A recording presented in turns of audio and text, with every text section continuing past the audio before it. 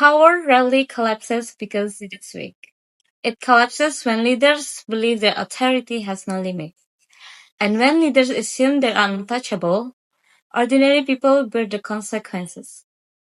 For years, I believed that strength in history was defined by visible dominance, the size of an army, the force of rhetoric, and the expansion of territory. World War II seemed to confirm that belief, but studying it changed my perspective. What appears formidable is not always secure.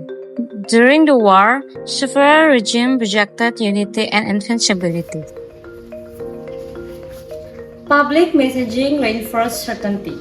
Alliances, coordination, structural, and control. Yet, beneath that image were conflicting strategies and structural weaknesses. What appeared cohesive was inherently fragile. History rarely dismantles systems because they lack force.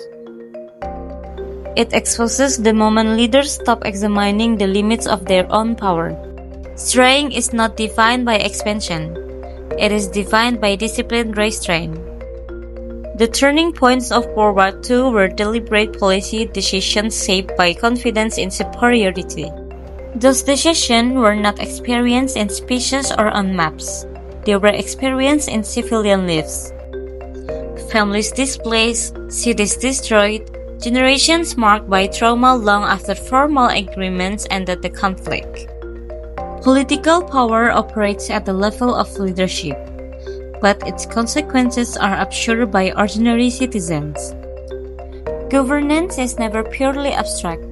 Every major decision produces measurable human effects, and those effects accumulate. Studying communication has made me more aware of how easily expansion can be framed as a security and dominance as necessity. Narratives can normalize ambition. They can justify risk. But framing does not eliminate outcomes. If communication can legitimize authority, it must also question its assumption. Language shapes perception, and perception shapes acceptance. When influence expands faster than accountability, instability follows. This pattern did not end in 1945. When ambition outpaces responsibility, consequences repeat themselves.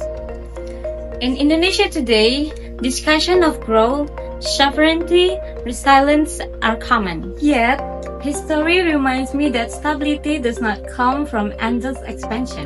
A stable system is not one that grows definitely. It is one that recognizes its institutional and ethical limits.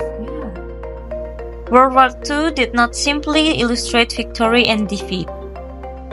It demonstrated that sustainable strength depends on recognizing boundaries. Decline does not occur in isolation.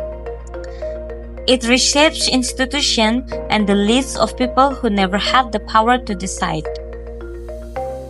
History does not require us to accumulate influence.